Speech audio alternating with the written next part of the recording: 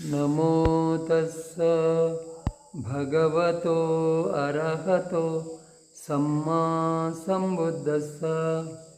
అజాతశత్రువు రాజు బుద్ధుణ్ణి ఈ జన్మలోనే ఒక శ్రమణుడు పొందే ప్రత్యక్ష ఫలము ఏమిటి అని అడిగిన దానికి బదులుగా ఒక భిక్షువు ఏ విధంగా శీలాన్ని పాటిస్తూ చీవర పిండపాత శయనాసన గిలాన పచ్చయాలతో సంతృప్తుడై ఉంటాడో చెప్పటం వరకు పూర్తి చేసుకున్నాం. ఇప్పుడు ఆ తర్వాత చెప్పుకుందాం ఆటంకాలను తొలగించటం. అతడు ఈ నిర్దోషమైన శీలాన్ని, శ్రేష్టమైన ఇంద్రియ నిగ్రహాన్ని, శ్రేష్టమైన ఎరుకను, తెలివిని, ఉత్తమ సంతృప్తిని పొంది అరణ్యంలో చెట్టు మొదటనో, పర్వత గుహలోనో, శ్మశానంలోనో, అడవి త్రోవలోనో, ఆరు బయలులోనో, గడ్డివాములోనో ఏకాంతంలో ఉంటాడు. పిండపాతము నుండి తిరిగి వచ్చిన తర్వాత ఆసనం వేసుకొని శరీరాన్ని తిన్నగా ఉంచి ఎరుకను ఎదుట పెట్టుకొని కూర్చుంటాడు. ఈ విధంగా అతడు ఆ దోషము లేనటువంటి శీలాన్ని పొంది చక్కని ఇంద్రియ నిగ్రహపరుడై మంచి ఎరుకను, తెలివిని కలిగి ఉండి ఉత్తమమైన సంతృప్తిని పొంది ఏకాంత స్థలంలో ఉంటాడు. అది అరణ్యం కావచ్చు, లేకపోతే చెట్టు మొదటనో, పర్వత గుహలోనో, శ్మశానంలోనో, అడవి త్రోవ పక్కనో, ఆరుబయల్లోనో, గడ్డివాములోనో ఏకాంతంగా ఉంటాడు. పిండపాతం నుండి తిరిగి వచ్చిన తర్వాత అంటే భిక్ష చేసుకొని ఊరి నుంచి తిరిగి వచ్చిన తర్వాత చక్కగా పద్మాసనం వేసుకొని శరీరాన్ని అంటే నడుమును, మెడను సూటిగా ఉంచి ఎరుకను ఎదుట పెట్టుకొని కూర్చుంటాడు. ఎరుకను ఎదుట పెట్టుకొని ధ్యానానికి కూర్చుంటాడు. అతడు లోకముపై మోహాన్ని వదిలి లోభరహితమైన మనస్సుతో విహరిస్తాడు. చిత్తాన్ని లోభం నుండి పరిశుద్ధం చేస్తాడు. ద్రోహాన్ని, ద్వేషాన్ని వదిలి అద్రోహ చిత్తంతో అన్ని ప్రాణుల పట్ల దయతో ఉంటాడు. చిత్తాన్ని ద్రోహ ద్వేషాల నుండి పరిశుద్ధం చేస్తాడు. ఇక్కడ నీవరణాలని వదిలిపెట్టడం గురించి, తొలగించటం గురించి చెబుతూ ఉన్నాడు. అతడు లోకం మీద ఉండేటువంటి మోహాన్ని వదిలి, ఆసక్తిని వదిలి, లోభము లేనటువంటి అంటే ఇంద్రియ సుఖాల పట్ల లోభం, అవి కావాలనేటువంటి కోరిక లేనటువంటి మనస్సుతో ఉంటాడు. చిత్తాన్ని ఈ విధంగా ఇంద్రియ సుఖాల లోభము నుంచి పరిశుద్ధము చేస్తాడు. ద్రోహాన్ని, ద్వేషాన్ని వదిలిపెడతాడు. అద్రోహ చిత్తంతో అన్ని ప్రాణుల పట్ల దయతో ఉంటాడు. అంటే ఇది అవ్యాపాద చిత్తం అన్నమాట. కామచందము, వ్యాపాదము అంటే మొదట కోరికను వదిలిపెడతాడు, ఆ తర్వాత ద్రోహ చిత్తాన్ని వదిలిపెడతాడు.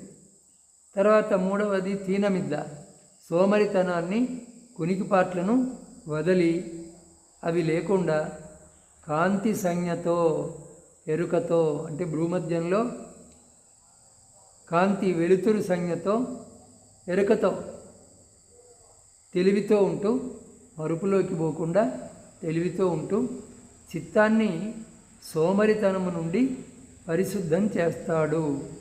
కలతను, తొట్టుపాటును వదిలి నిశ్చలంగా ఉంటాడు. ఇది ఏమిటి అంటే ఉద్దచ్చ, కుక్కుచ్చ, ఈ చంచలత్వాన్ని, పశ్చాత్తాపాన్ని వదిలి వాటి నుంచి చిత్తాన్ని పరిశుద్ధము చేస్తాడు. ఇక ఐదవది సంశయాన్ని వదిలి సంశయం లేకుండా ఉంటాడు. కుశల ధర్మాలలో సంశయం లేకుండా చిత్తాన్ని పరిశుద్ధం చేస్తాడు.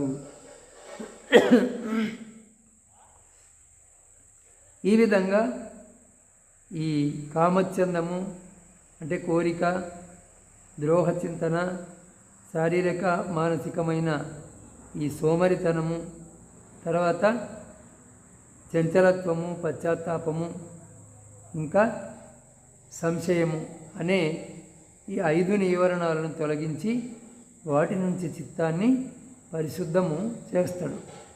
మహారాజా, ఏదో పని కోసము అప్పు తీసుకున్నవాడు దానితో ఆ పని పూర్తి చేసుకొని ఆ అప్పును పూర్తిగా తీర్చి మిగిలిన సొమ్మును భార్యాబిడ్డల పోషణ కోసం ఉంచుకుంటాడు. అప్పుడు అతనికి ఇలా అనిపిస్తుంది, నేను పని కోసము అప్పు తీసుకున్నాను, ఆ పని పూర్తి అయింది, నేను ఆ అప్పును పూర్తిగా తీర్చివేశాను, ఇక మిగిలిన సొమ్మును భార్యాబిడ్డల పోషణ కోసం ఉంచగలిగాను అని అనుకున్నప్పుడు అతనికి సంతోషము, సౌమనస్యం, చిత్తప్రసన్నత కలుగుతుంది. అప్పు తీసుకున్నవాడు ఎందుకోసం ఆ అప్పు తీసుకున్నాడో ఆ పని చేసి దాంట్లో ధనాన్ని సంపాదించి అప్పును పూర్తిగా తీర్చి మిగిలిన ధనాన్ని భార్య పిల్లల పోషణ కోసం ఉంచుకుంటాడు. దాన్ని స్మరించుకున్నప్పుడల్లా అతనికి చాలా సంతోషంగా ఉంటుంది. అలాగే మహారాజా, వ్యాధితో రోగంతో దుఃఖితుడైన వాడు ఆహారాన్ని సరిగా తీసుకోలేడు. అతని శరీరంలో బలం ఉండదు. అతడు ఆ తర్వాతి సమయంలో ఆ వ్యాధి నుండి ముక్తుడై ఆహారాన్ని తీసుకుంటాడు. అతని శరీరము బలాన్ని పొందుతుంది. అప్పుడు అతనికి ఇలా అనిపిస్తుంది, ఇంతకుముందు నేను వ్యాధితో రోగంతో దుఃఖితుడనై ఉండేవాడను, ఆహారాన్ని తీసుకోలేకపోయాను. అప్పుడు నా శరీరంలో బలం లేదు. కానీ ఇప్పుడు నేను ఆ వ్యాధి నుండి బయటపడ్డాను, ఆహారాన్ని తీసుకుంటున్నాను, శరీరంలోకి బలం వచ్చింది.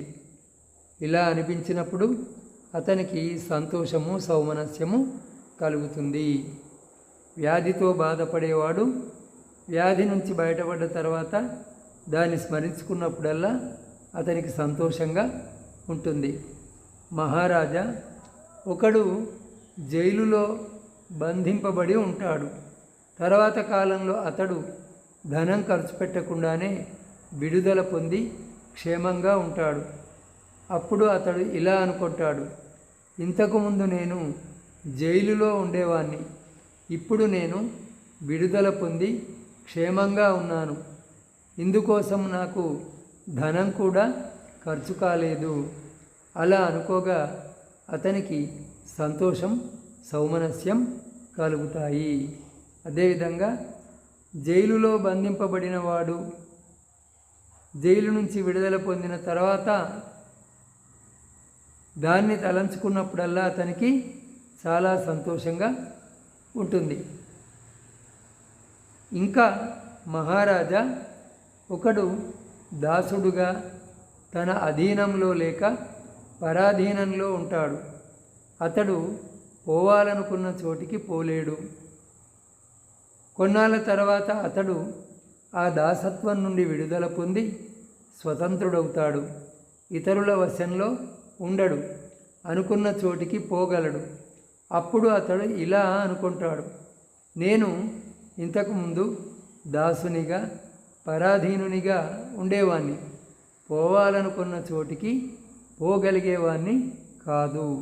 కానీ ఇప్పుడు ఆ దాసత్వం నుండి విడుదల పొంది స్వతంత్రునిగా ఉన్నాను, పరాధీనంలో లేను, పోవాలనుకున్న చోటికి పోగలను. అలా అనుకోగా అతనికి సంతోషము, సౌమనస్యము కలుగుతాయి. అదేవిధంగా ఒక బానిస వ్యక్తి ఆ బానిసత్వం నుండి విడుదలను పొందినప్పుడు